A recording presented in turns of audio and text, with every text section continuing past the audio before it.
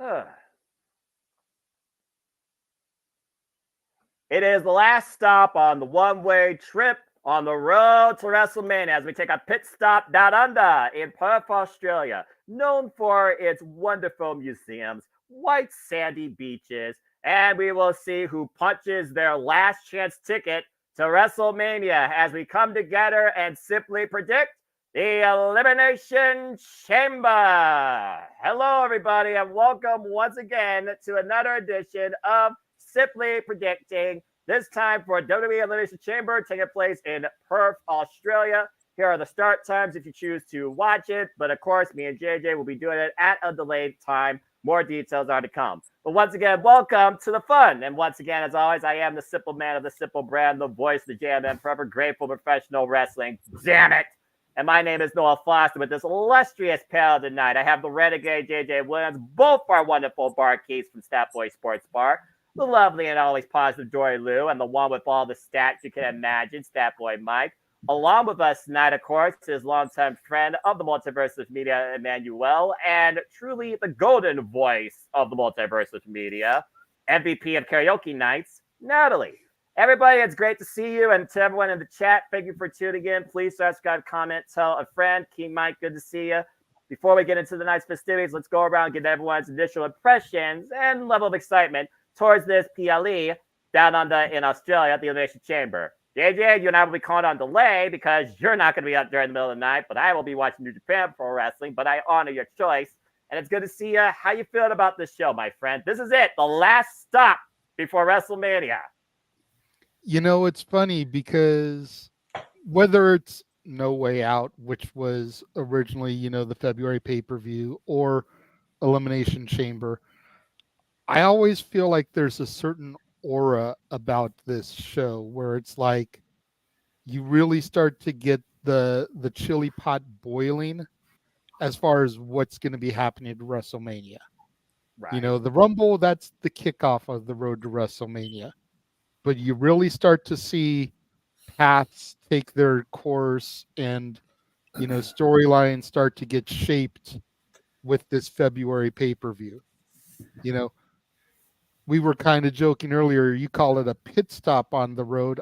I look at it as like that last moment before you pull the steak off to like really let the seasoning and the flavors and the juices get into it before the entree is served at WrestleMania.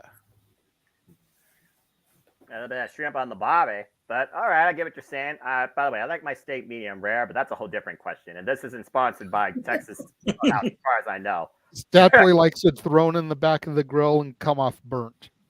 No, I don't. I'm not a well done guy. I'm a medium well guy. There's a difference. And there's the first Close stat of enough. the night. Stay tuned for more to come. Speaking of which, Stat Boy Mike, good to see you once again. And great job, by the way, in your Super Bowl coverage. I dropped in and listened to your take there. Thank you. Sounded like you had good fun. But how you feel about Elimination Chamber? Well, if we're going on the rest food motif, Royal Rumble is your hors d'oeuvres, Elimination Chamber is your appetizer. However, in this case, I want to go straight to the main course because I don't feel that the appetizer is worth it at this point. We've only got 4 matches to deal with, and it's all been hyped up thanks to that, even that the pre-drinks, you're at the bar having a drink conference.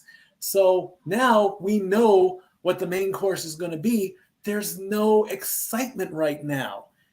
They're going to try and bring up the excitement level during the chamber itself. That's where they're going to try and get people back interested in this. And Mommy's, of course, she's going to put them over the top.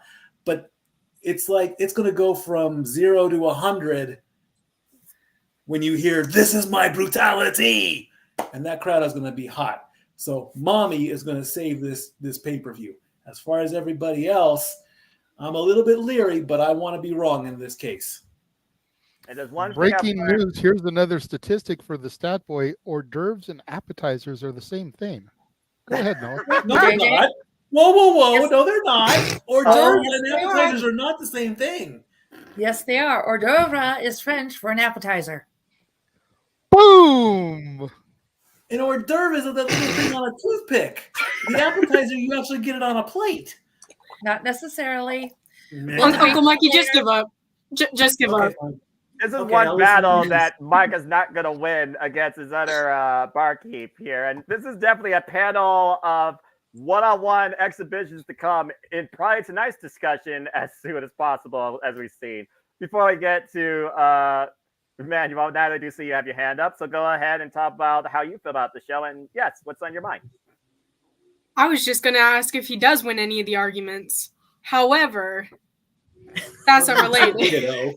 That Natalie plays. You have known him your entire life. You know he rarely, if ever, wins an argument. I know. I just wanted to hear him say it. Are you 15 or 50? Let's go to the stat girl, Dory Lou. How many arguments has Mikey ever won? Oh boy. Against me? In general. Maybe one. Maybe. I'll take it. Move on.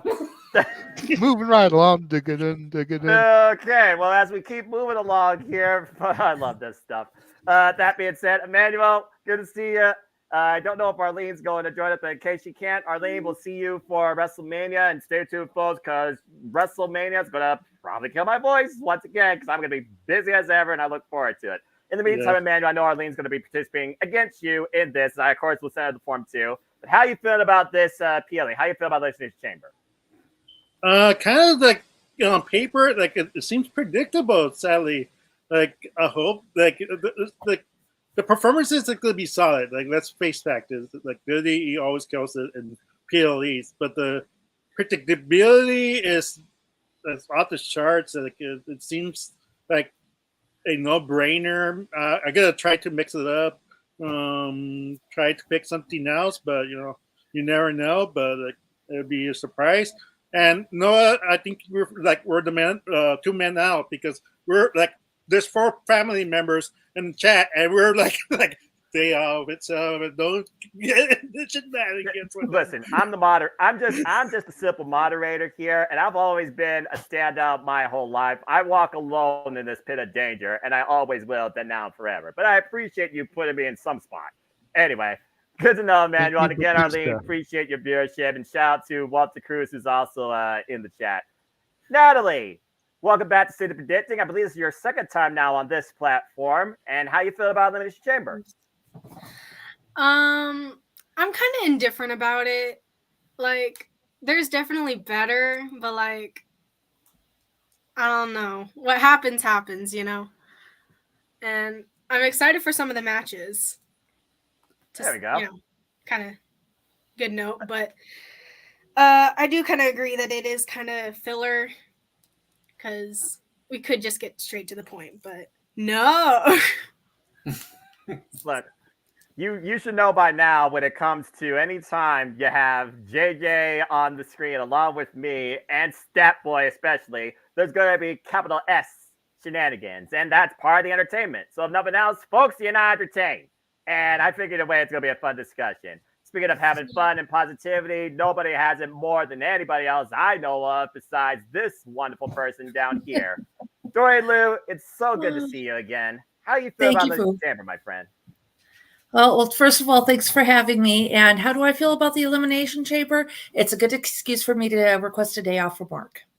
Hey, there you go. I mean, you know the phrase, all work and no play makes blank. This is not match game, but people know the rest. Yeah. All right. Yeah, so it's a good excuse for me to request a day off from work because I do really enjoy watching the PLEs and trying to catch the watch-alongs while doing so because I always learn a little bit more each time you guys do one, and I can at least listen to it. There's not a particular match I'm excited for from what I'm seeing so far. I just would like to be entertained and enjoy the show, kind of like I did with Super Bowl. Well, there you go.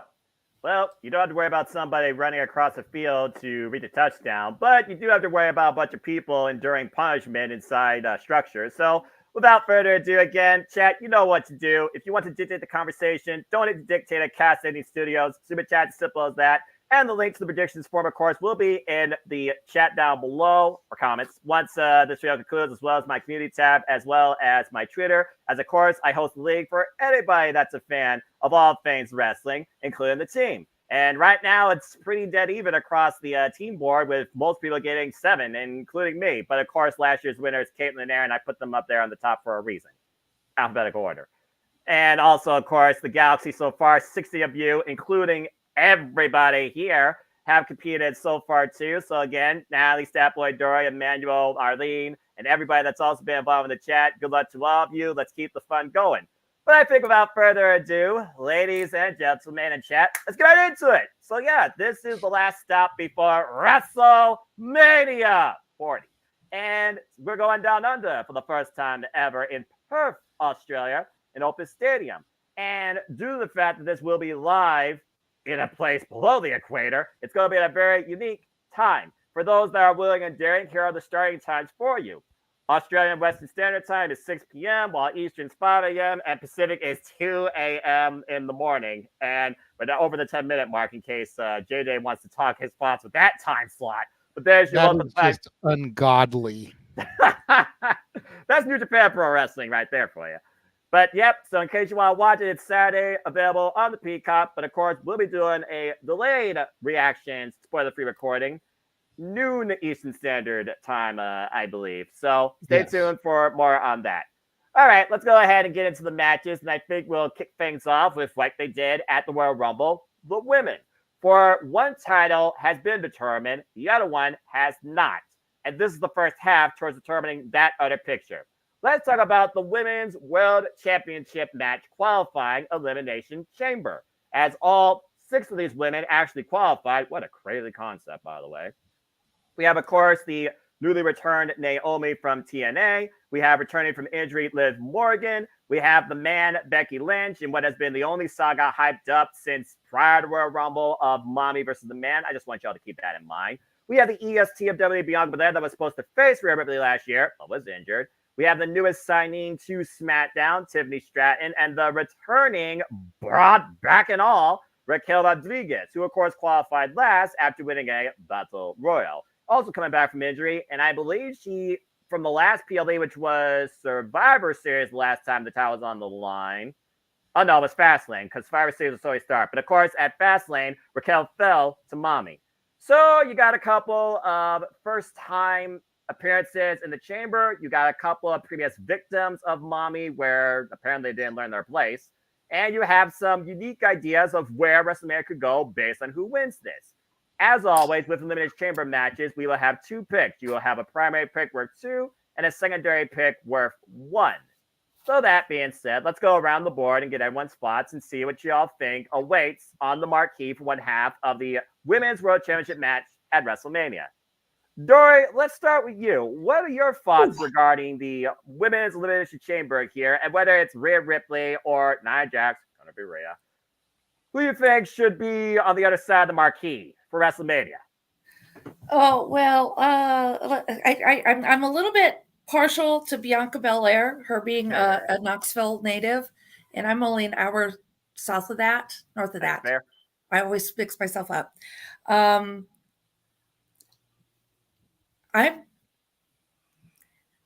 don't see her going up against yet against Rhea Ripley. Honestly, from these picks, Raquel. Okay. I'd like to see Raquel go. I think that would be a good matchup. See her go round 2. Yeah. All right. And in case she, If falls on her back for the 3 count, what's your backup? If she does fall, I'm taking Naomi. Interesting. All righty. Natalie, I'm the unpredictable one. I don't know. Natalie might give us a run for the money here. And I'm very curious to get. I love the fact, by the way, that this panel is so multidimensional.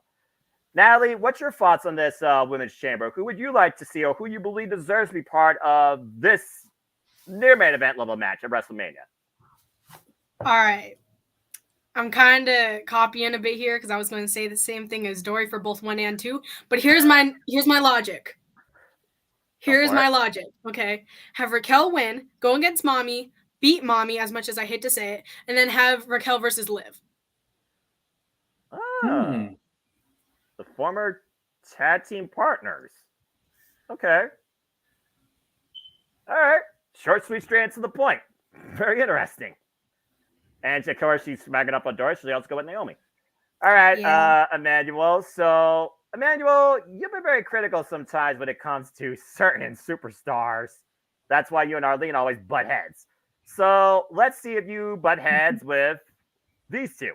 Because so far, right now, we got straight up Raquel and Naomi in that order. What's your take? You're muted. You're muted. Botch. Because I yeah, I know. Because I tend to try to mute myself when they talk that way. Nothing comes out. So, Yeah, my primary pick, it's gonna probably shock you, like everybody, but I was thinking Bianca Belair because right now at this stage, I don't think WWE knows what to do with Bianca without the title picture. Like what? It's been three WrestleManias in a row that she was in the championship match. Yes. I'm not sure who you put her against during WrestleMania weekend because nobody makes sense right now for her in the WrestleMania. So it'd be more compelling. Long story, like one storyline that has been negated to be talked about is that champion versus champion interaction with Bianca and Rhea stare off, and that was the last time we saw them together.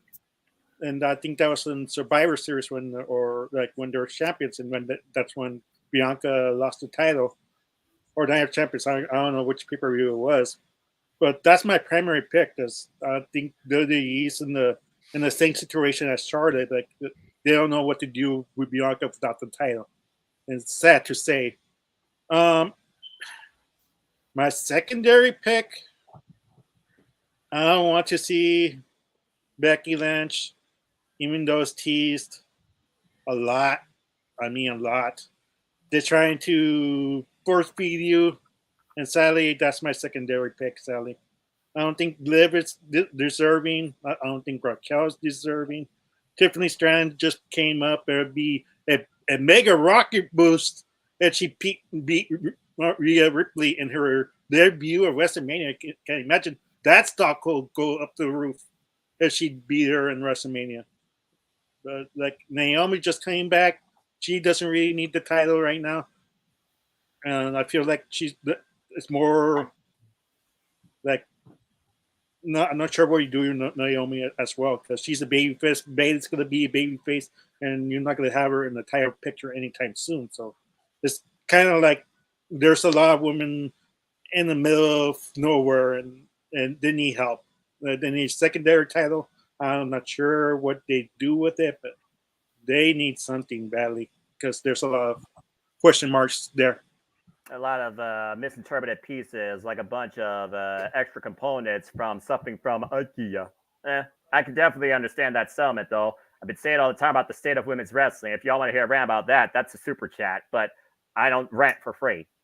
Natalie knows that for a fact. That being said, Statboy Mike, you rant for free, but I don't think you're going to rant here. But go ahead and give us your 2 picks on the women's chamber. What's your thoughts? Do you agree with Dory, or do you have your own sentiments? I have my own sentiments here. Of course, being the stat boy, of course, we all know this is Becky's first attempt into the chamber. That's the primary story. That's where everyone's going with.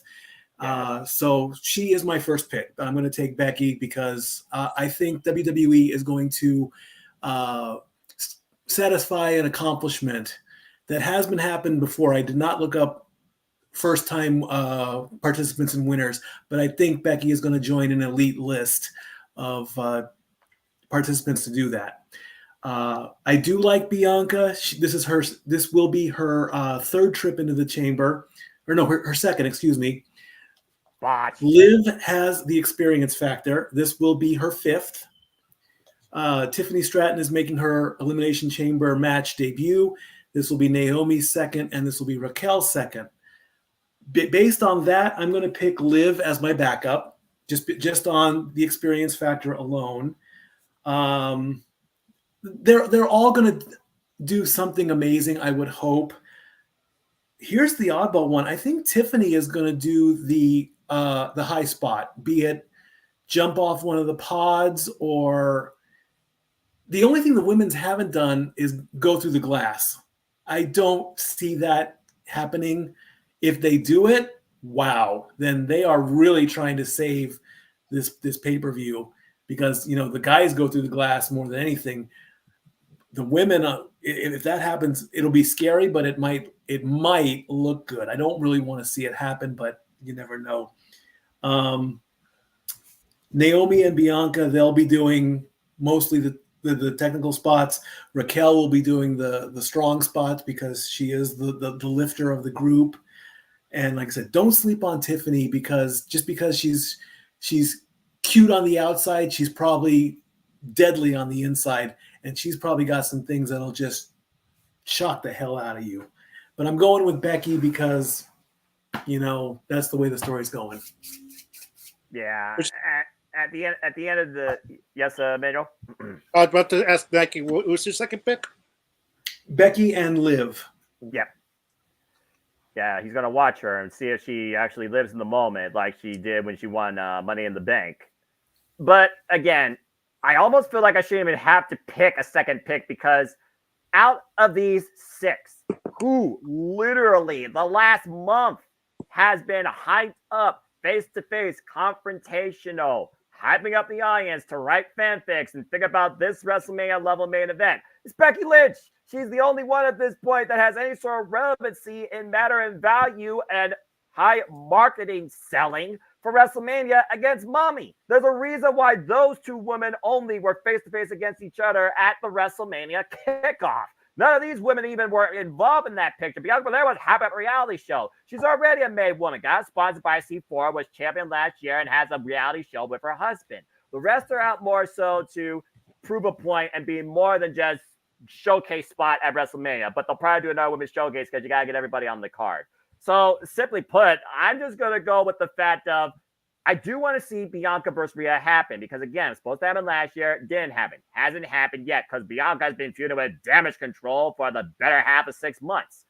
And right now, Becky Lynch, I almost wonder if this is her last WrestleMania, because the last time she was involved in a WrestleMania singles match, she created the moment with Bianca Belair, who won, of course, at WrestleMania 38. So why not do the same for Rhea Ripley and endorse the future? So simply put, just because of market value, level of interest, level of competition, and I feel overall the stories that can unfold, even though people want Bianca to turn heel, and I'm like, nah, that's not going to happen. But I still think this match needs to happen. Simply put, I'm going with Becky and Bianca. Now, one person on here personally asked me he wanted to be last. I have to go first. Oh, you wanted to go first? Whoops. Yeah, because I wanted to make a point for why every single one of these people could win. Oh, well, good thing nobody else has so far made the points then. My bad. I'm tired again. I've been up since 7:30 a.m. Eastern Standard Time. Anyway, my apologies, brother. You can get me later for that. But hey, first or last, you're still the guy that has the spotlight. So go for it, JJ. Your thoughts in this chamber match. Well, I'm not going to go into my diatribe now, because I feel like some of my points have been negated by some of the other comments that have been made here. So I'm just going to try to make this short and sweet. I understand everybody's choice as far as Becky Lynch goes and why that's the logical. But this is WWE. When the hell have they ever used logic? Is that like saying military intelligence? The one that makes the most sense from a story standpoint is Liv Morgan. And I hate to say it because I'm not her biggest fan. And how great was her last championship run? Oh, that's right. I've seen stuff left in the toilet that was better than that. Damn. but she's got the story with Rhea Ripley. She was the tag team partner that was turned on so Rhea could join Judgment Day. She was injured and put out of action for 6 months by Rhea. There's history here. Whether I like it or I don't like it, there's a redemption arc for Liv when it comes to Rhea. Becky Lynch needs, if the championship is going to be in Philly at WrestleMania, Becky Lynch needs to be in Rio de Janeiro, Brazil, that far away from the championship. And that goes for every single one of the horsewomen except for Bayley.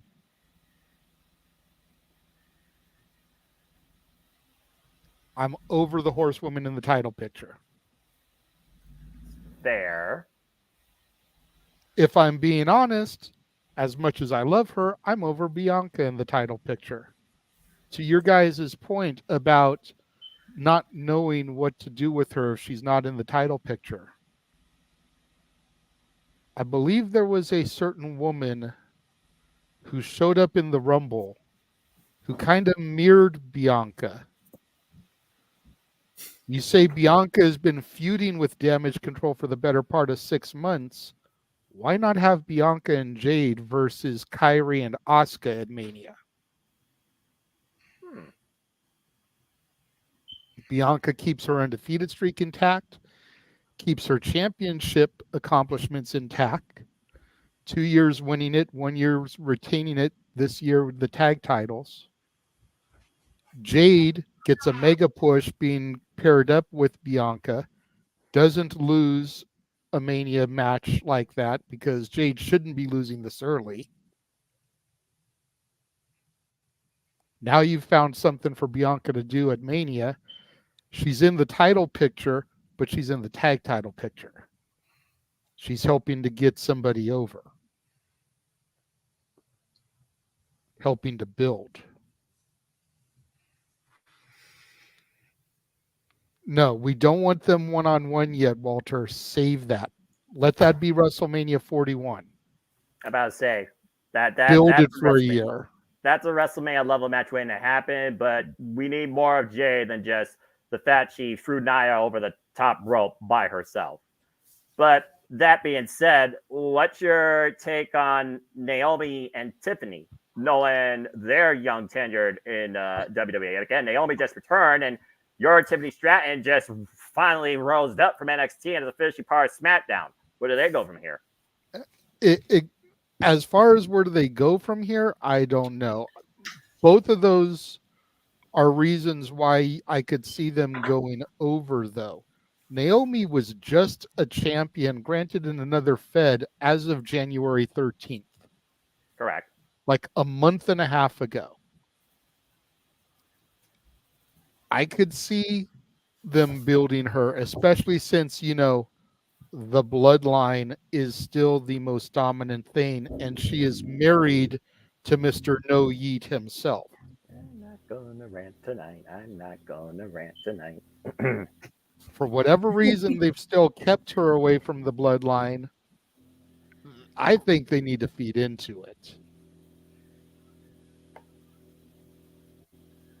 For Tiffany, I made a point on my show this morning. Tiffany Stratton gets better with every single match that she has.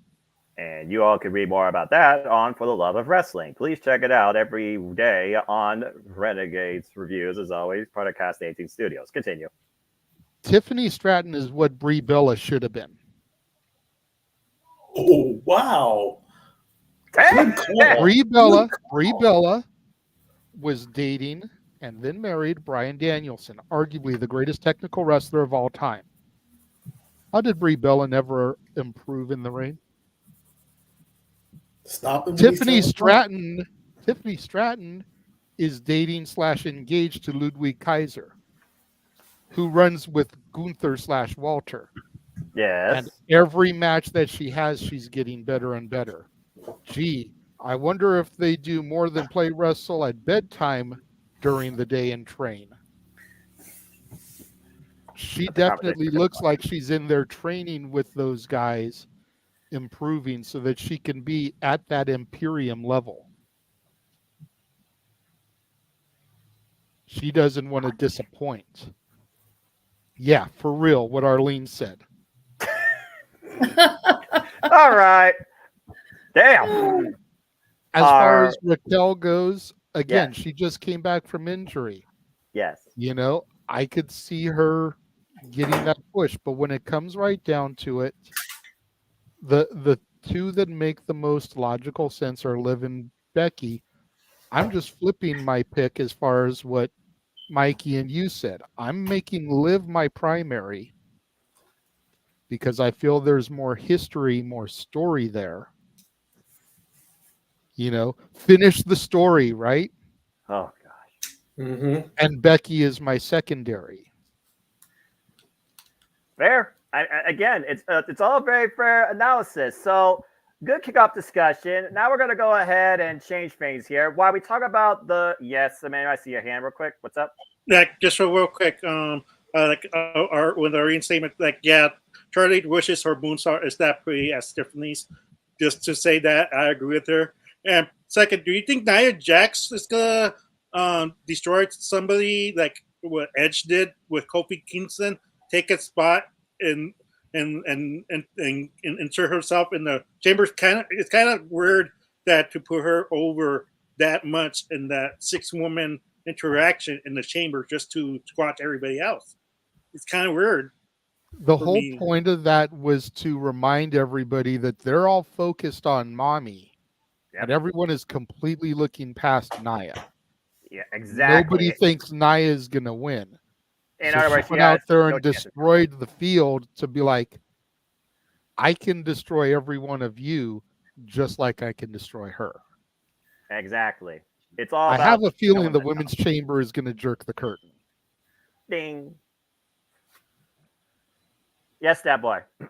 My question is, why didn't Rhea come out last night? Didn't need to. She probably was already on the plane to Australia. Why risk injury when we knew that Nia was going to destroy the field like that? Destroy the field. That's one really thing. Want Rhea Ripley to walk into the chamber in her home country injured because Nia, who's prone to injuring people, gets a little stiff. About to say, if Rhea gets injured before WrestleMania, game over. Yeah, it's not like you can throw Grayson Rawl or Bronson Reed into the match with Nia Jax. This whole show has been built around Rhea Ripley. Exactly. And that's why that should be the main event. Well, again, she's also the only one that's literally on the poster. She's the only one that's hyped it up in advertisement. She's from Australia. She's the biggest WWE superstar according to the PWI 500 and according to the rating system in WWE 2K24. So, shall I continue? So, while we talk about those that should be in victory, let's go ahead and switch our storytelling here, and we'll go in the opposite direction here because while there has to be a victor, there has to be the ultimate loser. As you know, the only way to win the Elimination Chamber is to literally outlast everybody else and avoid elimination. But eventually, someone's got to be eliminated first. We've seen all 6 people involved before elimination occurred. We've seen literally only 2 people involved and elimination occur just like that. So that being said, this is not triple threat. It's not buffer. It's not fall person. But somebody has to eat the fall first to set the pace. So, JJ, who predominantly out of these 6 do you see being eliminated first? See, that's hard. That's the hardest part. Exactly.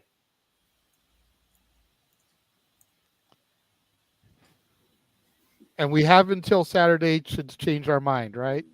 That's correct, sir. I'm going to make a bold statement, and Becky's out first. Ooh. Wow. She is arguably the biggest threat in the match. That's fair. So it would make sense for the 5 women to try and team up and gang up on her. All right. He picked the man. The man goes down first. All right. Mikey, your take on that. How's that for a unique stat when it comes to based on performance value and experience, do they last longest or maybe do they last the shortest? What's your take? Who you think eats the first decision? It is a surprise pick to have all that hype, to have Becky possibly out first, so I can't agree to it. It is a bold statement, but I'm going to say that Tiffany gets eliminated first, even only because she's the newest coming up from NXT. She needs to establish herself somehow. She'll still get off that amazing spot that I predicted when I made my pick. I think she'll do something, but then it's time to go because she's just not quite ready at all. She just came up. I don't want to see her in a title picture for at least, I'll go 3 months before after all this stuff happens. So sadly, Tiffany goes first. All right. It's very clear that Statboy has never watched my NXT. Seriously. I'm letting him say it. I don't need to say it. I'm letting him say it. It's fine. If I go back and look at it, and if she doesn't get eliminated first, then I'll see why. Let me ask this real quick question. Simple answer. What better way to establish her on the main roster than to have her go deep in the chamber? I can understand that. That's a good point. Go ahead, Emmanuel. There we go. Great counterpoint, by the way, JJ. Emmanuel, so far we got 2 different picks here. What's your stand? Who gets the axe first? Raquel, then Liv, then Tiffany, then I'm trying to decide between those 3 who's going to get eliminated next. Trying to map out the chamber. Yeah, exactly. I think it's got to come down to Becky and Liv. Yeah, Naomi. Then, it has to be Becky and Bianca, and like I said, my primary pick is Bianca. So then, Becky gets eliminated last. Fair enough. Natalie, just put this in perspective. This is for the Raw branded championship, the Women's World Championship. 3 of these women are from Raw. 3 of these women are from SmackDown. Tiffany Stratton, Naomi, and Bianca are SmackDown. Liv Morgan, Becky Lynch, and Raquel Rodriguez are Raw. Not that I'm trying to influence you. I just figured you might want to make sure you know who's who, where's where when it comes to this is for the Raw Championship. But go ahead. Who you think gets eliminated first? See, personally, I kind of want to agree with Dad because I'm not a big Becky fan.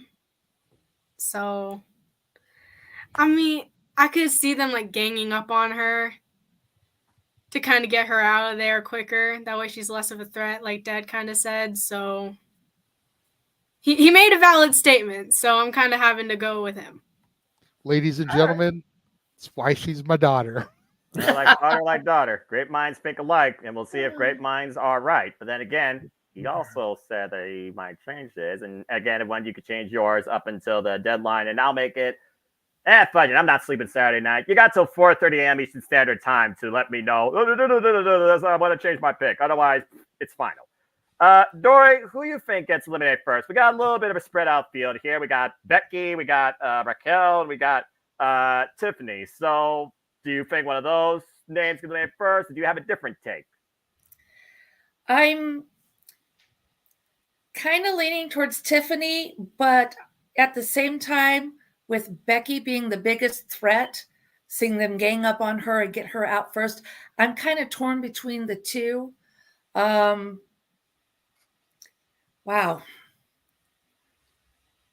I think Liv's going to get a little extra time in there. I'm so glad she's back. When she made her entrance the other night, it was just awesome. You know what? Becky's going to be the first out. Wow. Okay. And how poetic would this be, Noah? You called the NXT PLEs with me. Yes, how poetic would it be for Tiffany Stratton, who lost the title to Becky Lynch, to pin Becky and eliminate her from the chamber? It just be like Paybacks are a bitch. took the word right out of my mouth. You don't even have that bitch on the screen yet. So it's a fair point. I get it. Becky Lynch is the obvious pick to win, but it also feels like the biggest to get eliminated. And it would be the biggest moment. I do think that it will be either Tiffany or Liv that leaves us with the moment in the chamber. I don't think necessarily either one of them gets eliminated first. I'm kind of going out on a limb here, and I'm thinking, okay, biggest threat based on experience, based on value, based on hunger, based on who has the most attention. But I'm also looking at the biggest imposing threat here. I'm going with Raquel. I mean, if Raquel starts throwing people through pods and she's the first one out and she's the most dominant force in this chamber, I could literally see him trying to gang up on Raquel. It might take a prettiest moonsault ever from the top of the chamber just to get elimination on her after she eats a Bexploder and a KLD. It'd be a great way to show how strong Raquel has been since her return. She just came back from injury. So you want to, once again, rebuild that value of her and maybe get rid of that stupid, cheesy smile. I think Raquel gets eliminated first. I'm going with Raquel. There you go. All right. Well, good stuff so far around. Let's go ahead and move into our second match. We'll leave the chamber alone for now, and we will look into tag team action, where we will start this time with Stat Boy, and we're going to talk about the Undisputed WWE Tag Team Championships. As Pete Dunne and Tyler Bate, British Strong Style, I know that's not their name, but it should be. Again, WWE, what the F. Taking on the Judgment Day, Finn Balor and Damian Priest. And yes, Damian Priest still has Money in the Bank briefcase. We are not doing a bonus point this PLE if he's going to cash in because Roman's not competing. Neither is Seth and Rollins. But that being said, Stat Boy, again, these guys have had the titles. Well, they were flip-flop, actually. They originally won at Fastlane, then they lost them to Cody, they won it at Payback, lost at Fastlane to Cody and Jey Uso, who held them for a cup of coffee, got back on Raw. They've had them since. But if you guys been watching WWE like I have, clearly there might be some awesome troop ahead towards the Tag Team Championships. And we've already seen DIY push them to the limit and fail. And Judgment Day has the numbers and also championship advantage. I personally would love to see Pete Dunne and Tyler Bate win, but this is WWE. Logic and professional wrestling value don't make sense here. You look at the WrestleMania narrative, it seems pretty cut and dry. Stat Boy, who takes the cherry blueberry strap with the dimes? Who takes the undisputed WWE Tag Team Championships? Jesus Christ, that's a mouthful. Indeed, this is almost a giveaway match. These guys haven't fought each other since the NXT days. This is really, from what I caught, Finn and Damian have not ever faced Tyler Bate. They have faced Pete Dunne, but everything was done in NXT. So this match will give Pete Dunne and Tyler Bate their official moment in WWE as those names, not as Butch and whatever Tyler Bate was, because I didn't look him up. Pete Dunne is Butch, and it's fight night. The Brawling Brutes, excellent. He can fight. He can scrap. He can handle his own. Good idea. Do I see them as tag team champions? No. It's a clear-cut, easy pick for this one. The Judgment Day retains. They keep their 120-day reign continuing on. They got to go into WrestleMania as tag team champions. Then they can potentially lose it to a better established team. I'm not saying that Dunne and Bates aren't bad together. I just need to see more of them to bring them into the tag team mix. If the Usos hadn't done what they had done and split off, that'd be a good matchup. But we've seen that many times. Imperium, they could have a run at it. New Day, they're getting ready for the street fight coming up next week on Raw. They could go into this. There needs to be that one team, and I don't see Tyler and Pete as tag team champions right now. They're either too new on me, or it just doesn't roll off the tongue right. Judgment Day retains, hands down. I almost feel like I don't even need to go around here, but unless somebody believes that Tyler Bate and Pete Dunne are going to win, I think we'll literally just move on. So I open the floor now to opposing arguments, going once, going twice, Emmanuel.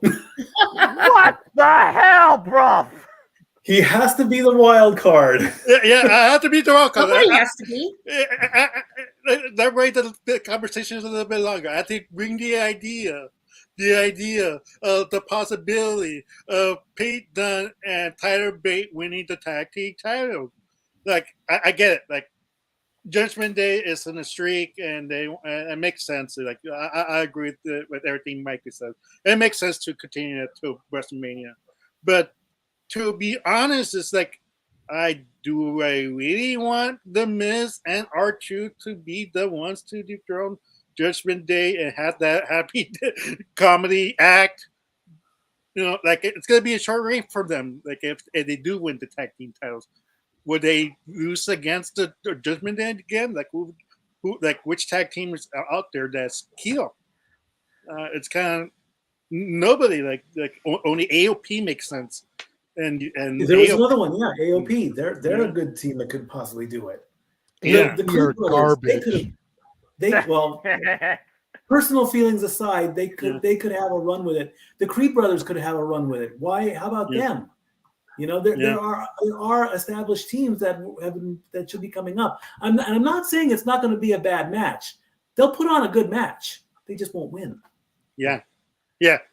So like it would make sense. Like it is Australia. There's mostly more Britain people down there. Hopefully they'll come there, have like the home field advantage, and you have the happy-go-lucky ending. But like my pick is still Judgment Day. I just want to bring the idea that there is a small possibility of them winning. At least you could build the tag team division that way in the long run, because I feel like Pete Dunne, like if they lose, then like what do you do after that? Like you still continue that tag team dynamic. It feels like what do you do next with them? Like if they lost those opportunities. So The that's bottom, Go ahead. the bottom line here is the only way Tyler Bate and Pete Dunne are winning is if they win via disqualification. That way they stay strong because they just became a team and you don't want them to eat an L this soon. Nope. But they don't win the titles. Yeah. Exactly. Remember, championship advantage. They keep the titles via disqualification. Clearly, Pete Dunne and Tyler Bate are the stronger foundation. Hello, British Strong Style going back to Progress Wrestling. Yeah. These two literally defined a brand. If it wasn't for a worldwide pandemic, NXT UK right now would be taking over an entire nation, I dare say. So either way, I think the challengers are going to win by out wrestling them and pissing them off, causing a disqualification. But what matters is figure you got Dirty Dom and JD McDonough that can play in to get the disqualification. Yeah, Dum Dum Dom. Yeah, and Funko Pop. Yes, JD McFunko Pop. Funko Pop? You have a Funko Pop? No. He's built it's like a one. joke because of JD's head. It's so misshapen for his body. It looks like a Funko Pop. Wow. I never Don't even get me started on Fergal, though. That's a story for another time. And Dum Dum Dom. Fair enough. Great story. If it was Super Chat, maybe we'll hear that story. That probably would be a more interesting story than some of these other stories. But either way, yeah, Judgment Day is holding the cherry blueberry straps. You might as well have a cherry and blueberry fruit roll up during this match if you think there's going to be a different result. Do they still make those? I think come WrestleMania, they need to do what they did at WrestleMania 20 and do a 4-team match for the titles. I agree. And then you can have the Awesome Truth versus the Judgment Day versus, we'll throw Imperium in there if they haven't completely fumbled by then, versus the Creed brothers. Yes. And I'm just going to say this for the record. New Day's been 10-time tag team champions. Let's keep them away from the tag titles and actually try and create a new team to lead the division. I'm just saying. Just saying. And while I agree with Mikey, Awesome Truth probably won't have a long run. They don't need a long run. Correct. Transitional to get somebody else over. Think about how you'll make somebody like the Creeds by the fact that they defeated the Awesome Truth. A 2-time Grand Slam champion, a 2-time NWA champion, even though, we don't talk about that on WWE TV. Oh, come on. See, that type of stuff makes me want to rant, but I'm not going to rant tonight. I'm going to be mild and in control. It's all fine. Stop it. You stop it. You stop trying to incite my anger for monetary gain. All right. Damn it. Either way, that was easy judgment call, but let's see how easy this is. And since I botched the first one, there's more than enough stories and layout that this man can lay the foundation towards this. So let's go ahead and talk about the men's Elimination Chamber match, where the winner will face Seth freaking Rollins for the World Heavyweight Championship at WrestleMania. Your lineup goes as follows. The prize fighter, Kevin Owens. Say it with me after I say it. L.A. Knight. Yeah. Excellent job, everybody. Drew McIntyre. The Viper, Randy Orton. The almighty Bobby Lashley. And the current WWE United States Champion, the Maverick, Logan Paul. JJ, lay it out for us. Who are your two picks here? Who's going to WrestleMania to face Seth freaking Rollins? Despite what we may have seen develop on Raw, has been an integral part in interwoving a particular story, and then you got the others. Yeah. See, the thing with this one is you cannot make arguments for everybody like you could for the Women's Chamber. Drew McIntyre is the solid odds-on favorite. He's got the feud going with Seth. He makes the most logical sense. Again, WWE logic, LOL, kind of like brand split, LOL, especially this time of year. That one I will digress on. But Drew McIntyre is by and large the favorite here. I think as far as number one pick, everybody is kind of in agreement when it comes there. When it comes to the secondary pick is kind of when things get kind of wishy-washy, I think, for people. Mm-hmm. Kevin Owens, you can take out of it straight out the gate. Same with Bobby Lashley as far as I'm concerned. Bobby Lashley, the Profits, and B-Fab, for whatever reason she's part of them, is probably going to go up against Killer Cross, the AOP, and Scarlett at WrestleMania. So Bobby Lashley is completely out of the picture here, in my opinion. Same with KO. That leaves us down to Orton, LA Knight, and the Maverick Logan Paul. Yes. You're not going to have the United States champion win and go against Seth Rollins. Logan Paul will get the holy shit spot, though. He is going to do something crazy off the top of one of the chamber pods. That's what Logan Paul has become known for when it comes to these matches. He creates the viral moment. Yes. You used to enjoy calling him a viral disease. I feel like you've changed your opinion on him since that John Cena interview, kind of like I did. So that's going to be his moment, but he's not going to win. Brings it down to LA Knight and Orton. And I think when it comes to the secondary pick, you kind of got to go with Orton. He's still chasing the 16 titles. He still can actually get the 16 and surpass Flair in WWE, make it 17, even though we all know it's 21 because AEW has pointed that out and WWE needs to catch up with the times, but that's a whole other story. Thank you. As far as WWE is concerned, it's still a 16-time championship. So Orton can still get to that 17.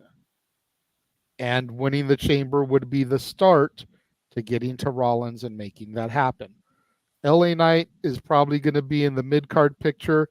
I could maybe see him and Logan Paul having some kind of something, possibly set up LA Knight versus Logan Paul at Mania. Because for whatever reason, it's just not LA Knight's time yet for the big gold. But Drew McIntyre, number one, Randy Orton, number two. All right, that's fair. I mean, first off, just real quick around the boards. I'm looking at the chat. Drew McIntyre, number one for y'all. Just say yeah. Yeah. Yeah. All right, very good. The thing of the matter is, Drew McIntyre has literally been out on his own self-vendetta of getting something for himself that has eluded him his entire career. that moment. And you can say he got the moment at 36, but again, it was in front of WWE's biggest fan, spinning above him, and nobody else. And as far as the others go, my thing is, I kind of think they're going to run back Logan Paul and Kevin Owens, because remember what happened at Royal Rumble. It ended disqualification, but it ended with the lucky shot, the lucky punch, brass knuckles. I think they're going to play off that and turn this into like a boxing thing. And you're the movie philanthropist. Isn't Philadelphia the home of the Rocky Balboa films?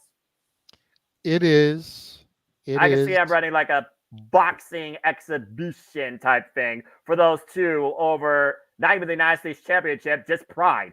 I think the United States title has kind of become an afterthought. Again, it's a marketing tool. It's capitalism. This match will be brought to you by freaking Capital One. To your point, it will also be 25 years since the Brawl for All finale, which was in Philadelphia at WrestleMania 15. I rest my case, Your Honor. So yeah, I'm eliminating Kevin Owens and Logan Paul out the gate. So as far as Randy Orton, Randy faced Seth and gave us one of the greatest RKOs of all time at WrestleMania 31. And I think Seth hasn't forgotten about that. And I think you could play some mind games and run that back and make it look even cooler. It's still one of my favorite RKOs of all time, top 5. As far as LA Knight, yeah. I think he's going to feud with AJ Styles. Again, AJ clocked the guy when he returned because LA Knight got the championship match and moment because AJ got wiped out by that same recording you love watching on SmackDown that they played 250 times during the Royal Rumble, JJ, when Solo splashed him backstage. Yeah, I know. Put a gun to his head, pull the trigger, now he's dead. So I think that's the plan. I would rather see that clip than Charlotte Flair in action, though. But that's a close margin. Wow. Jeff would be pissed at you right now and putting up the title of your bleep graphic. All right, fair enough. And then you got Bobby. You literally spoke what the heck's happening here in Hell Have No Fury, I guess, over, Armageddon reincarnated. Now, whether or not it takes place inside Hell in the Cell, who the flip knows? So at this point, you're foolish to go against Drew McIntyre, but everybody else kind of has something going for them except for Randy Orton, which is why he does make the most sense. And Randy and Drew, I think, feuded during the Thunderdome era. So they could kind of run that back too. And Randy right now has kind of been just in the middle, a tweener, doing his own thing. We don't know what his direction is at this point and how it shapes the WrestleMania, for being honest. So, yeah, I'm actually going exactly the same with you, Drew and Randy, in that order too. All right. Let's go down to Natalie and get her thoughts here. Natalie, what's your 2 picks toward this men's chamber? Is it actually anything different? No. Does anybody have anything different? Emmanuel, of course. Gotta have Who's one your other card, second pick then, Emmanuel? Go for it, bro. Well, like what makes sense, like right now, like there's going to be a lot of interference. Like sadly, like there's a lot of good points. Like that, it's going to be like the Final Testament's going to interfere for Bobby Lashley's elimination. Logan Paul is going to get help from his friends.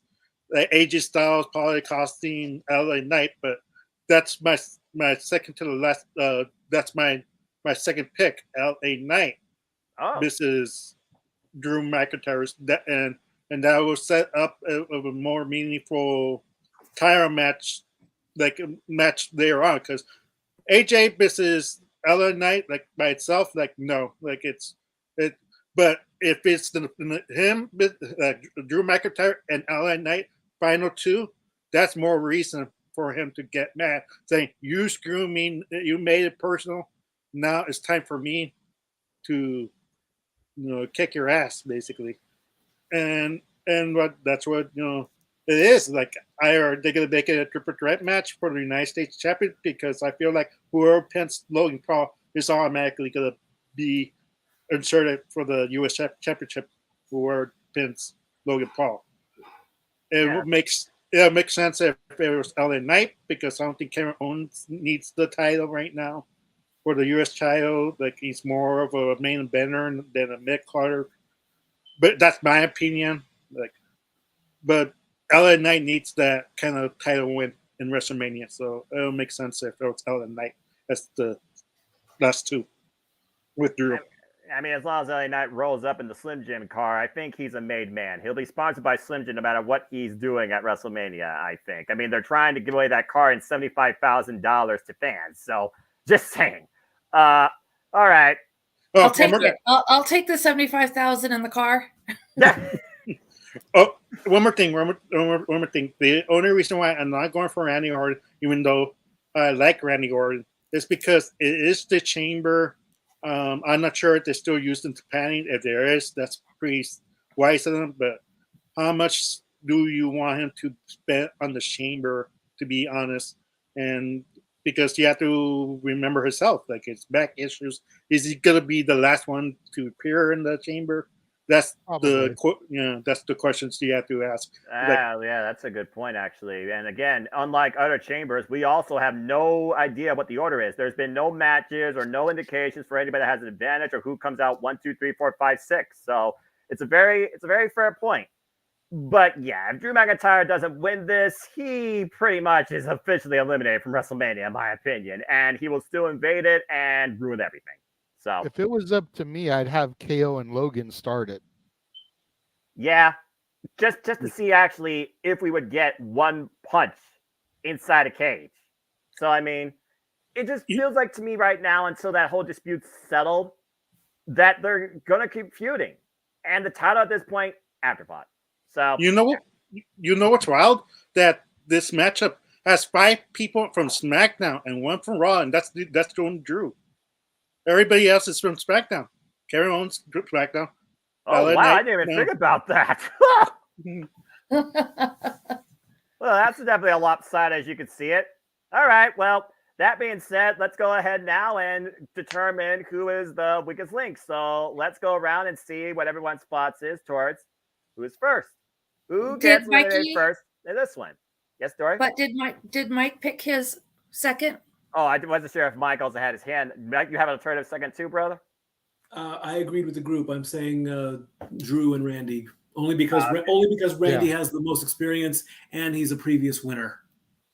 Yeah. All right, fair enough. Well, again, we talked about the dynamics. You talked about interference. You talked about pretty much everybody's WrestleMania plans. I think we pretty much booked this for Triple H in advance. You're welcome, Hunter. But let's go ahead and talk about who gets eliminated first, because if it's Kevin Owens and Logan Paul, does Kevin Owens knock Logan Paul out? If it's not Kevin Owens and Logan Paul, does Bobby Lashley run for a pod and someone pin him? Does someone get blood force trauma? Do we get RKO out of nowhere? Or I think there's more dynamics towards who gets eliminated first and what it builds into, and whether or not it's the alleged WrestleMania opponent or opponents that lead a decision. That's also completely up in the air too. But let's go around the horn and see who we think gets eliminated first. And Dory, let's start with you. Who gets eliminated first in this one? All right, considering my picks are, Drew first and then Orton to win this. I think Bobby Lashley is probably the biggest threat of the whole crew out there, and they're going to gang up on him to take him out first. All right. Natalie, what's your take? Who you think gets eliminated first here? Probably either Bobby Lashley or KO. Gotta pick one. You got to pick one, sweetie. Red pill, blue pill. Just one? Yeah. I'll be different, all right? I'll be different and choose a different option than you, so KO. There we go. I like that. I like different dynamics because it makes things more interesting. It's on, Natalie. I would say the order of eliminations, like the women's. KO, Lashley, Logan Paul, RKO, LA Knight, winner, Drew McIntyre. All right. Stat Boy, what about you? Who gets eliminated first? I'm going to agree with my fellow barkeep. I'm going to say Bobby Lashley after everyone's finisher. And probably Drew's going to be the one to finish him off. I mean, Randy can hit the RKO. Logan can hit the one lucky punch. KO can hit a stunner. and LA Knight can get the blunt force trauma, and then here comes Drew to finish them all off. All 5 finishers, and because let's face it, Bobby has had only maybe one good chamber match out of the 3 he was in. And don't talk about one particularly because, again, I'm not trying to rant. JJ? Is this a chamber of dismember? No, I don't mention that here. Yeah. That's giving Bobby Lashley enough credit as you possibly can because it was an ECW thing. So he'll do better in this one around, but other than that, it's not going to go well for him. So sorry, Bobby. Jeez. JJ? I'm right there with Walter and my daughter. It's going to be either KO or Lashley, but I agree with the barkeeps on this one. It's going to be Lashley. Yeah, I just think right now because Bobby. Everybody else has too much stuff going for them as opposed to Lashley. Lashley is the one person in this match that has nothing going with anybody in this match. Exactly. He has a trios feud with extra. How the hell is BFAB still a thing? Never mind. That again. How the hell is Top Dollar on my TV twice a week on TNA? Good question. Because that's the better question. Because so far he has not. BFAB, when she keeps her mouth shut, is at least somewhat decent to look at. How the hell is Top Dollar on my TV twice a week on TNA? Because he hasn't dived over the top rope yet and flopped and botched. That's one time. Yeah. He walked one time. He did it successfully a bunch of times. That one time he missed, and that was it. That was the end of his career. And people couldn't stop ringing about it. The same as Karrion Kross with the Adam Cole promo. Let it go. That's in the past. Stop thinking of the past. That's why they call it the past for a reason. Let them have an opportunity, or not. You're never gonna have them have a long career. So let Top Dollar do his thing. Well, look, I understand. I'm all about giving people second chances. I'm all about moving on from the past and not look at the past, look towards the future. But your past is going to have some sort of effect on you going if it's stuck in the world known today as the internet wrestling community, where anything can become a viral moment. Speaking of which, let's go ahead and suddenly talk about this because, again, this show is freaking short. But I do think there is going to be more context added to our WrestleMania main event out of this Grayson Waller effect. So, simply put, I'm just opening the floor to y'all to kind of give me an idea of what sort of effect this has with maybe the dynamic of the main event at WrestleMania.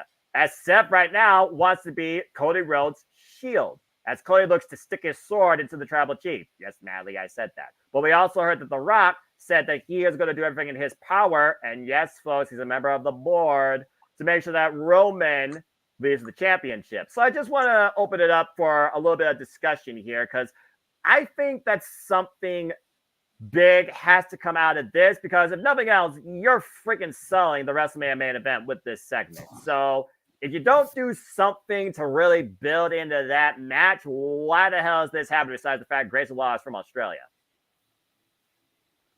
Good point. We're going to get something big in this match.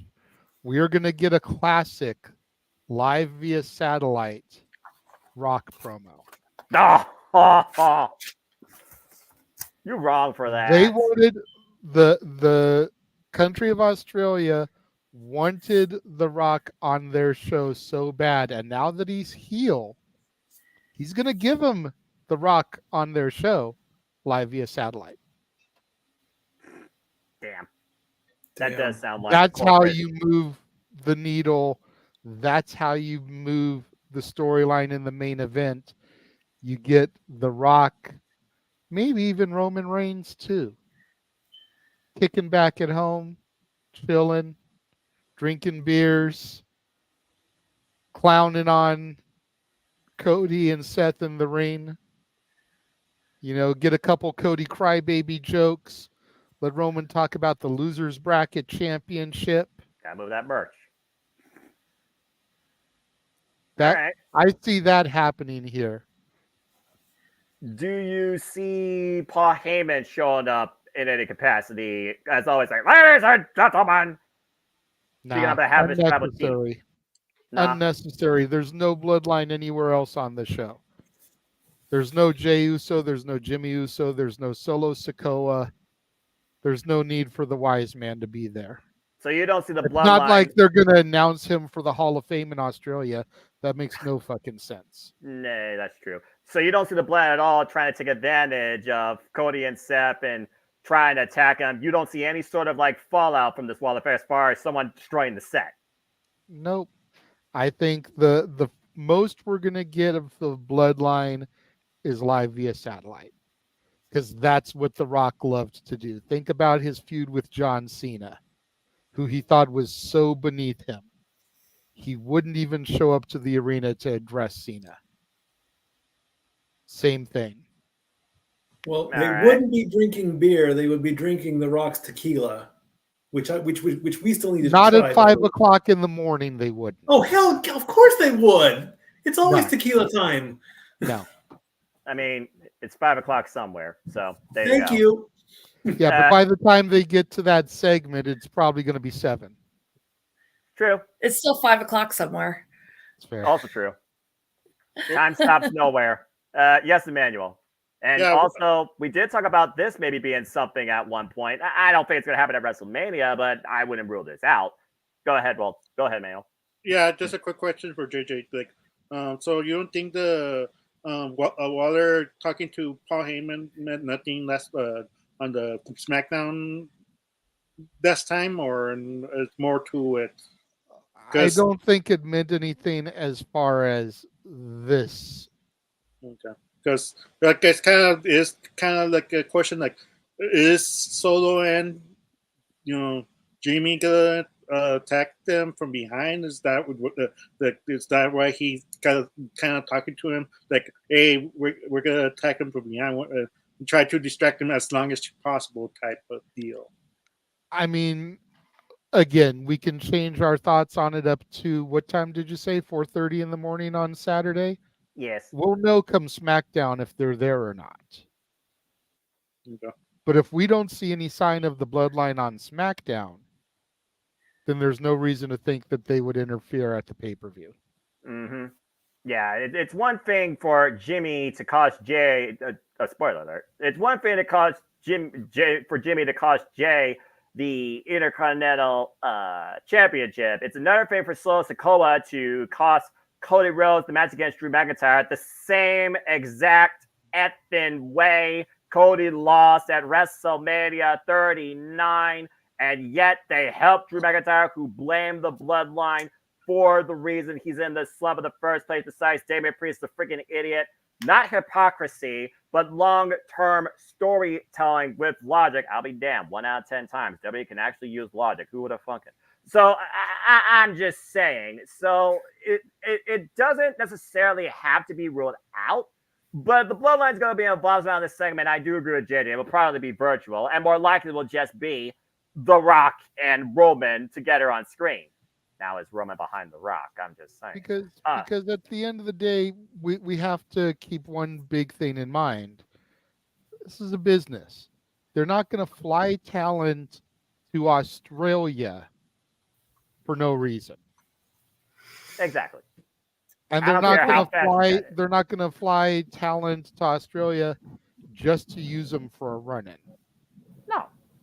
At least not unless they're part of a storyline. Like, I could get them flying the Street Profits because Bobby Lashley's on the show. Yeah, exactly. I could get them flying the AOP because we still have to do SmackDown. At the same venue we're going to be doing the pay-per-view. So you got the AOP there, but there's no point in having the bloodline on SmackDown this week. Is SmackDown going to be pre-recorded for us? I don't think so. Okay, because again, international airing times confuse the hell out of me. Yeah, we saw the story up, so try to not be read spoilers right there. You know how I live. I live hashtag spoiler free. The only thing that comes across my screen is email, music, and money. Anyway.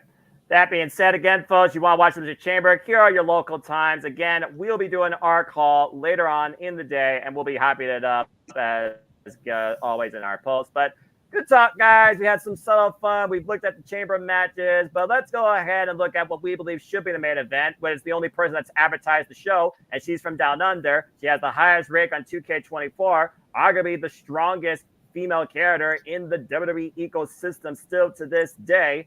And I think she's going to make sure that she still remains on top. So let's go ahead and talk about the proverbial main event, because say what you will about the graphics, say what you will about the opponents, say what you will about the title, but this, in my opinion, is Rhea Ripley's biggest moment.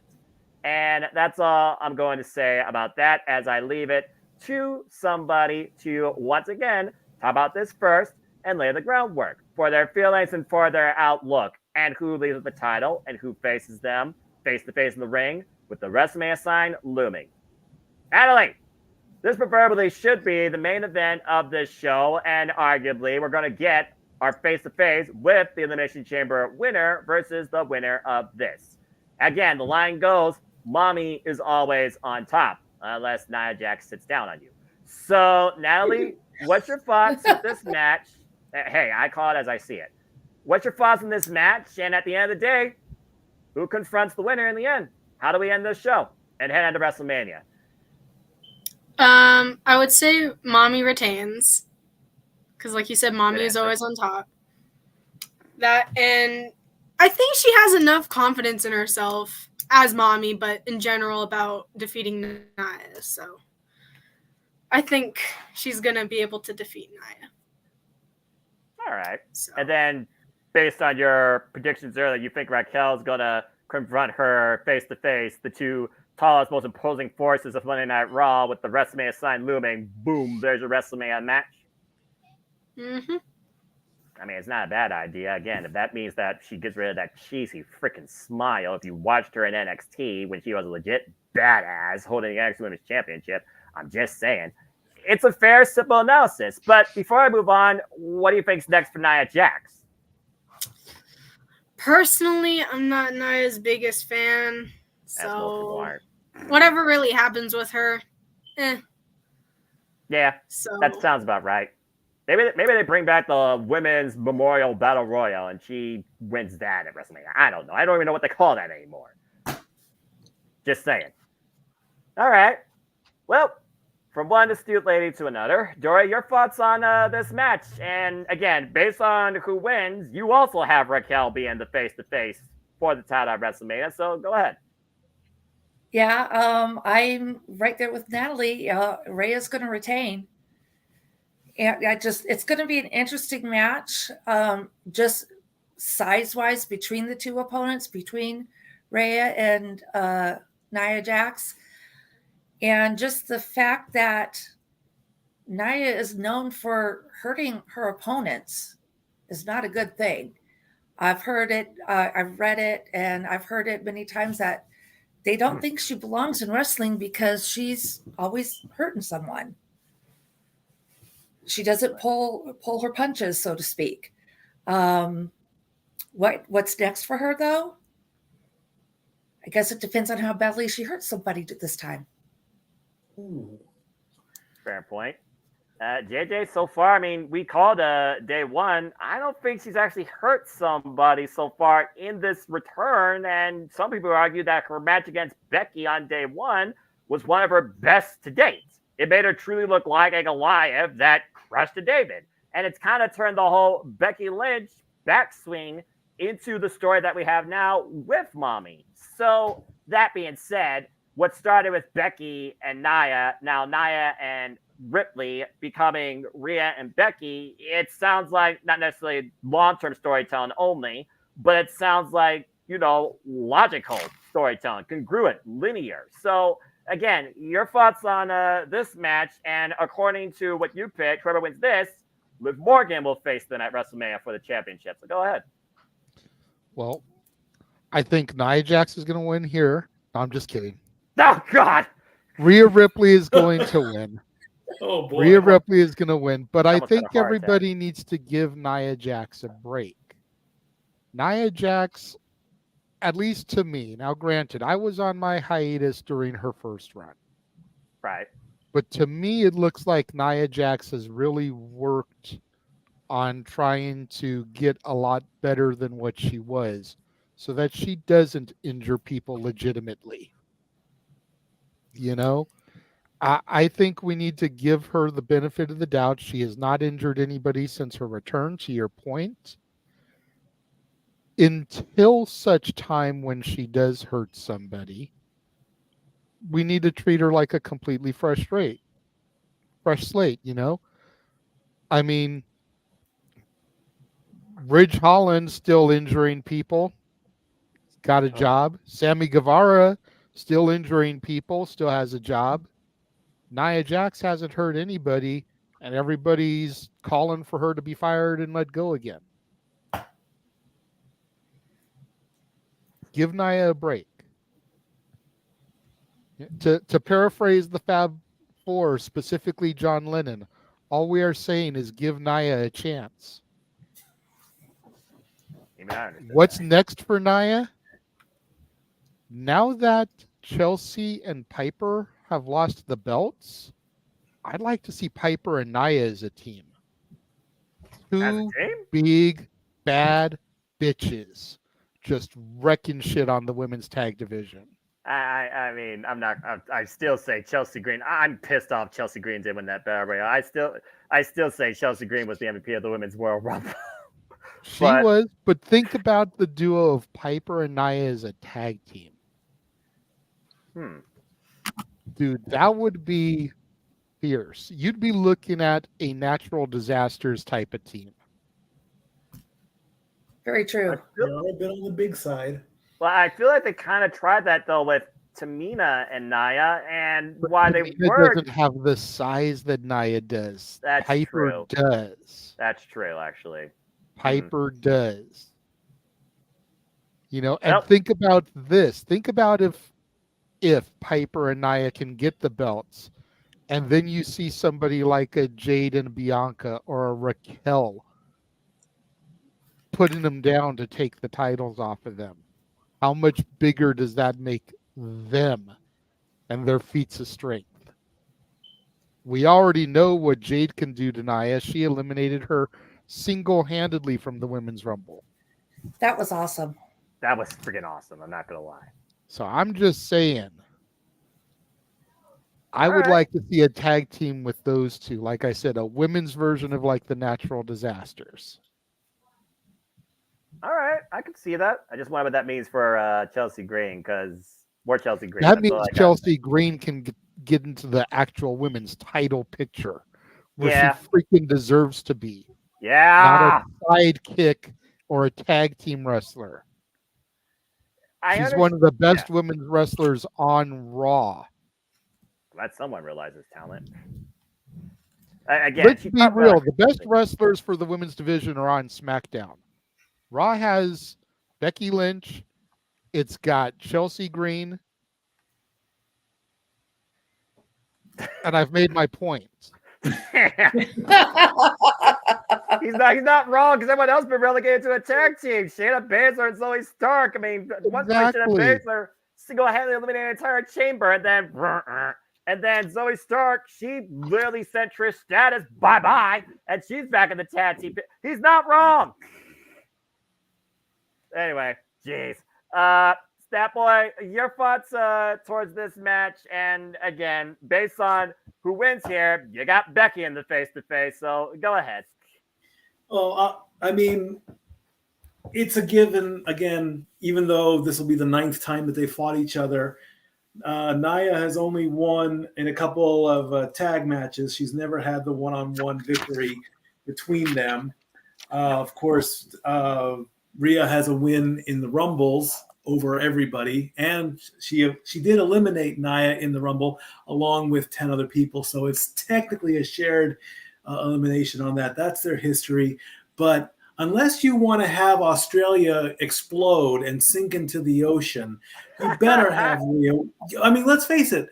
You know, if you think the Puerto Rico riot with Ric Flair and Roddy Piper was bad, where the only thing standing was the foundation, you're going to have at least 15,000 ticked off Aussies that are going to want to swim the Pacific Ocean and then continue on to across this great country of ours and go in front of Triple H. So it's a given that Rhea is going to pretty much win this one. As far as the standoff, of course, Rhea and Becky, that's the story that's been building and been talked about. So there's your WrestleMania match at there. And then the sky's the limit. The sky's the limit at that point between those two. As far as Nia moving forward, if we were talking that Naomi needs to join the bloodline, maybe Nia needs to do it too. If you want to have the bloodline go into the realm of the females and have them just, you can throw in all three of them technically, Tamina, Naomi, and Nia, because now they are all related by marriage and by blood. So why not go that route? Just test the waters a little bit, even though they're not directly related, but it's like there's a couple of branches in the Anoa'i family tree. But overall, Rhea wins hands down, unless you want to see Australia sink into the ocean, which won't happen. Why not put Nia into the bloodline? I know I just sat here completely putting her over, but would you put Eugene into the Hart Foundation? The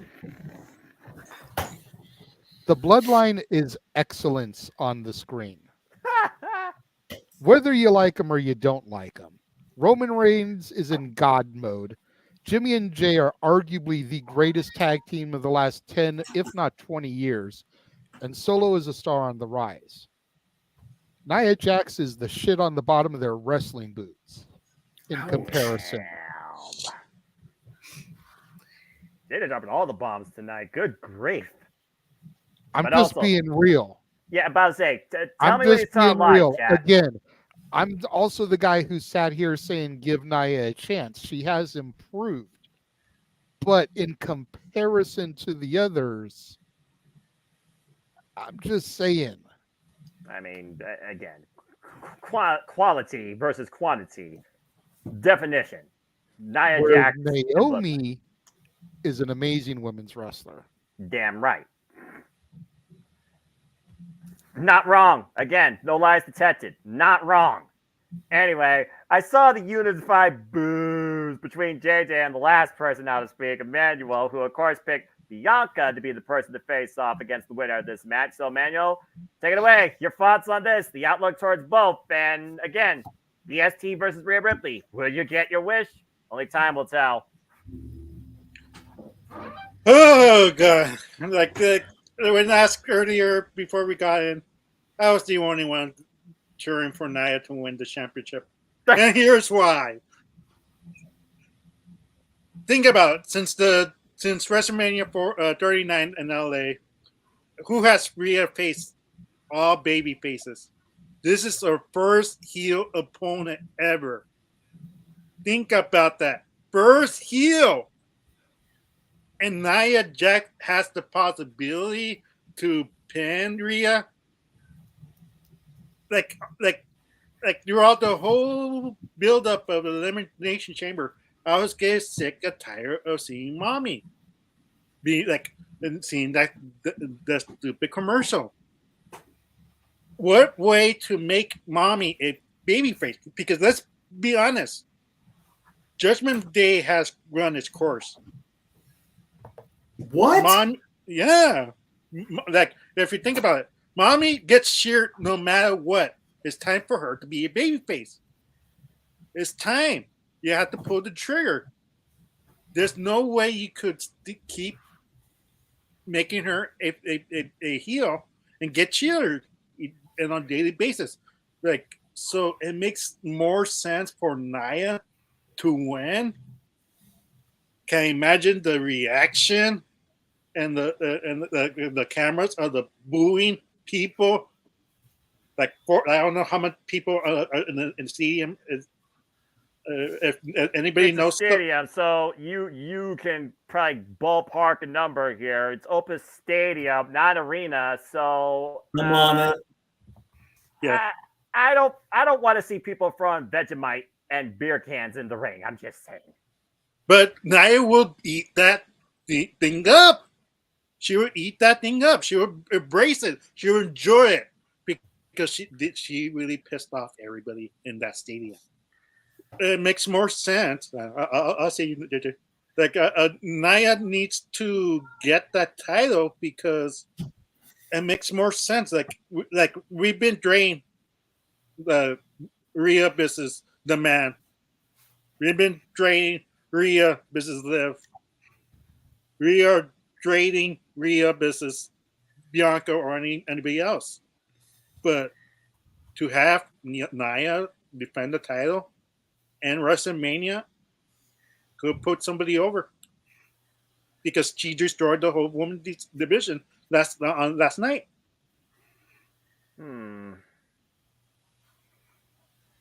Before I get to JJ, I just fear. I understand where you're coming from, but there's a key word here I'm going to say one more time. Business. I don't think Nia as your champion is good business to market as a WrestleMania level high card eventer. Just saying. Based on what I've seen promoted, told, possibly sold already for WrestleMania 40 with somebody far bigger and more capable in the ring than her. I'm just saying. Go ahead. Yeah. Jay. No, it's okay. I was going to say what Mikey put into the chat there. I just raised my hand like a good boy so that I could bring it up. Oh, gotcha. So, Okay. yeah, this stadium, I would not want to piss off that many people. Well, you have to remember. Look at Drew McIntyre in his hometown. Nobody booed. They all sang the British song. Sami Zayn lost. Nobody booed. They all cheer for Sami Zayn. Meeting up the building and to end the show. Doesn't necessarily need to have a happy ending. Rhea could make it a triple threat match for all we can tell. All right. First off, chat and panel, don't take me out of the wrong way. I think a lot of people would want to have a happy ending from Rhea Ripley. That being said, you all can take that for what you will. Nia Jax is not Roman Reigns. Thank you and good night.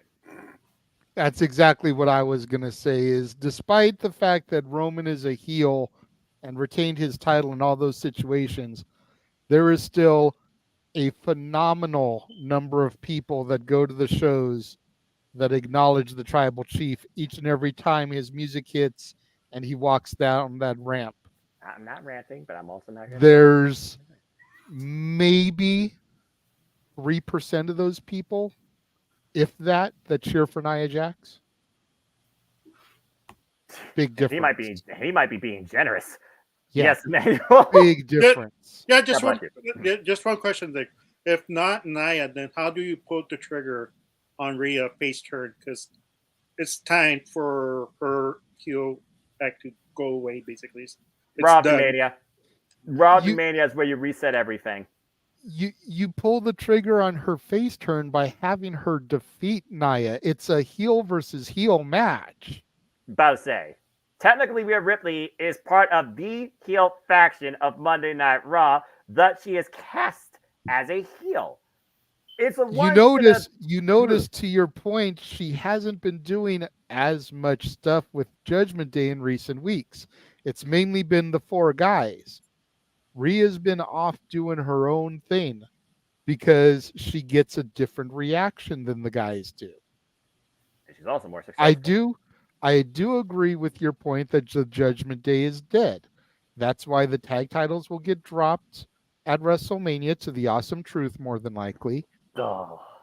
JD and Finn will probably go on and do their own thing. You've still got Priest with his briefcase, whether he cashes it in. Have Drew McIntyre beat Seth Rollins and then have Priest cash in and take the belt from Drew, making him go even crazier. Oh my God. I can see that. Now Priest is a babyface because I think deep down people want to cheer for Priest. Yeah. Dom is not going to get babyface until he comes to help his dad. That'll be the only time Dom gets a pop again. When somebody, Carlito and the LWO turn on Rey Mysterio and he starts getting that beat down, and here comes Dom to save his dad. Yeah, because I was about to say, because Rhea's the last piece to hold the Judgment Day. That's why I think her losing the title is it's coming near. I just saying She's that.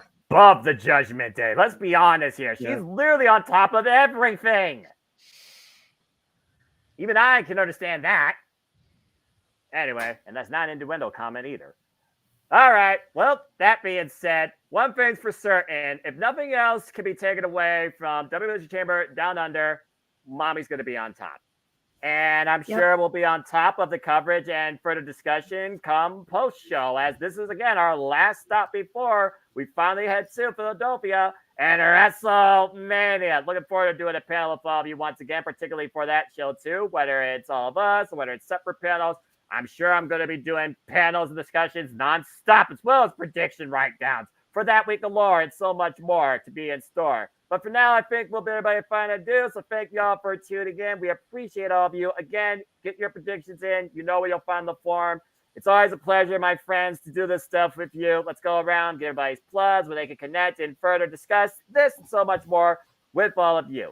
Natalie, again, it's always a pleasure. Anything you want to plug, promote, to bring people connect with you to further discuss WWE with you, or teach you about AEW if you choose to let them? No, I don't think so. Oh, very good then. Well, keep your head always above water and always be true and be you. God bless you. Thank you. Dory Lou, Statboy Mike, it was a pleasure having both the barkeeps here. Who knows? This might become a Tuesday thing. We'll have to see what happens. And again, I know you guys are coming off from closing time and now getting ready to go GTS. So, been a pleasure. Dory, start with you. Where can people connect to find you? You can find me on the Twitter at Hathaway Lou, or excuse me, the X. I'm on Instagram at Dory Lou and Facebook at Dory Lou Hathaway. Come find me, drop me a message. Let me know what you want to talk about on the sports bar. I'll do my best to get it in there. As always, gives her a positive outtake to bring a better light to your day, which I also can appreciate. We need more of that in this freaking internet wrestling community. Fuck that. Freaking internet community. Period. Point blank simple. Thank you, Dory. Statboy Mike, go ahead and talk about your stuff too. Follow me on Twitter or X at LBStatKid1977. Drop me a note on Facebook with my name, Mike Caldwell. Drop me a post or a reel on Instagram using Statboy13. If you want to use the hashtag Statboy approved and the hashtag Statgirl approved as well, that's how we know that you're watching along. Follow us or watch us every week in the sports bar, Tuesdays at 6 p.m. Eastern, 3 p.m. Pacific. As we report everything, we're getting closer and closer to March Madness. The start of spring training baseball is coming up. We're getting ready for that. We're getting ready next month, of course. The UFL is going to be a thing. We're getting ready for the Stanley Cup playoffs next month as well. It's just sports everywhere. A Stat Boy's work is never done because what is this thing called a day off and this ever elusive nap that I keep hearing people take? I don't know what any of that is. I don't know how you guys do it. Thank you for having us all. We love you greatly and can't wait for the next one. Absolutely. Emmanuel, it's a pleasure. Good luck to you and Arlene. I wrote down your predictions, but I'll send her the form too, but I'll also send it to you in case you want to change yours. But where can people connect with you? Yeah, I mean, like, mine's just as easy as Kai. I mean, Emmanuel Dominguez, Facebook, EDM7324. I mean, like, if you want to follow him, but you should really subscribe and Coach Datilla, help Noah reach the numbers that they deserve to have so they get monetized as well to help the crew. I mean, that's what we hope to do. And it's always a pleasure. I know I had some wild picks, and But because I like the and like there's times that I don't agree what they have planned for us. I'm like, no, I don't want that. So it's always fun to disagree with the WWE at times. Now, Usually the term wild card means a lot in sports, but this guy down here, that takes the cake when it comes to the wild card. He's just trying to throw a Hail Mary and win the freaking Super Bowl. I mean, if the freaking 49ers did that, they're probably a different outcome. But what do I know? I only watch wrestling. That being said, appreciate you, Emmanuel. And it's always good to see that type of thinking because, again, I encourage you to just enjoy life and enjoy wrestling. Simple as that. Speaking of which, JJ, I know we always enjoy discussing this. I also know we enjoy always covering this. And again, you are not insane, unlike I. But you know that I am, of course. But go ahead and plug your stuff where you talk about wrestling every day. And also, there's a mission right now being set for you. But where can people find you? Well, you can find me on the socials, Instagram, The Renegade JJ Williams, Twitter, ROWJJ Williams, YouTube, Casa D18 Studios. Thank you to everybody that's watching right now. Make sure you join the members only section of the Casa D18 Studios channel, where you can find Noah and I calling classic matches from many different promotions. We had the Flair Steamboat trilogy go up over last Christmas, looking at doing Punk and Joe for Reign of Honor this coming Christmas, looking at doing Orton Foley from Backlash. Was reminded that this will be 25 years in October. The No Mercy ladder match, the Hardys versus Edge and Christian, the Terry Invitational. We might have to do that for the 25th anniversary, sir. I'm definitely down for that. You know me. The TIT. At the end of the day, that's what really put those two teams on the map. You know, all four of them have been world champions. You know, multiple time tag team champions. Still performing to this day. Which is crazy. All of them in AEW. So, yeah, it'd be kind of cool to revisit that. But apparently there's also a mission to try to get me to TNA Rebellion. The tickets have already been procured. It's just flight and accommodations. Trying to raise $500 to get me there. You can go to the PayPal that you see there. Any donation counts. Any donation is appreciated. We don't expect one person to put every penny up. So just any little bit, you know, between now and pretty much between now and April, I guess, the beginning of April. Yep. You know, the sooner the better so that we don't get locked out of flights and rooms, but kind of is what it is. You know, if it doesn't happen, it doesn't happen. Well, either way, you cover wrestling on a day-by-day basis because you love it so much. So you'll be covering it either way.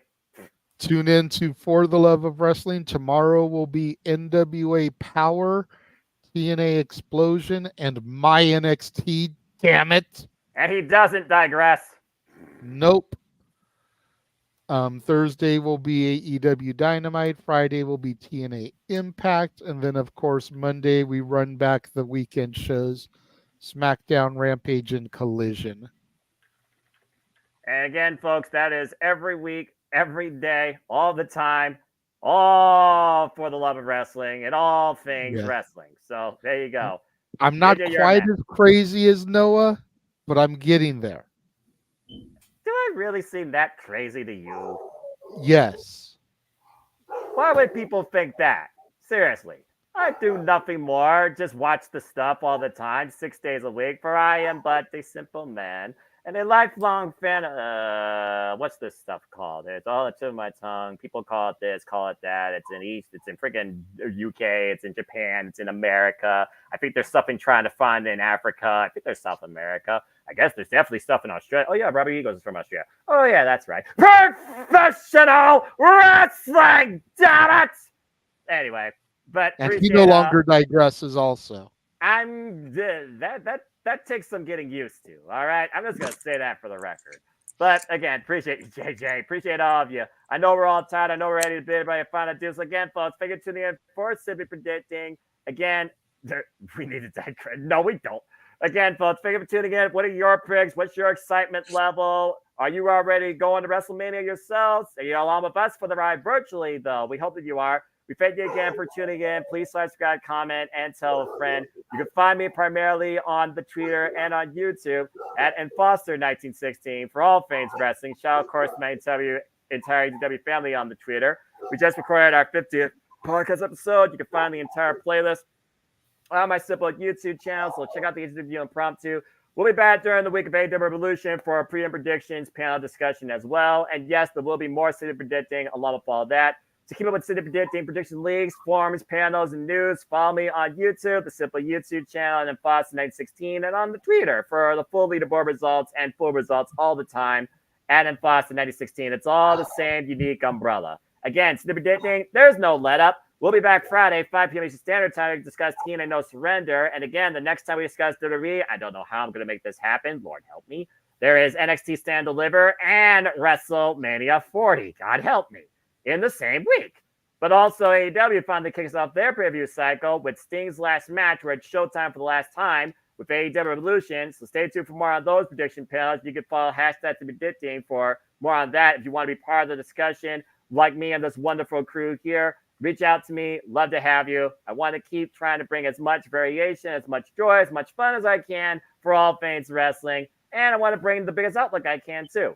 Within a 6-person panel, unless it's like the biggest shows of the year, like WrestleMania or SummerSlam, where I might dare do the freaking 9 squares. We'll see. It depends on, my mood and depends on interest, too.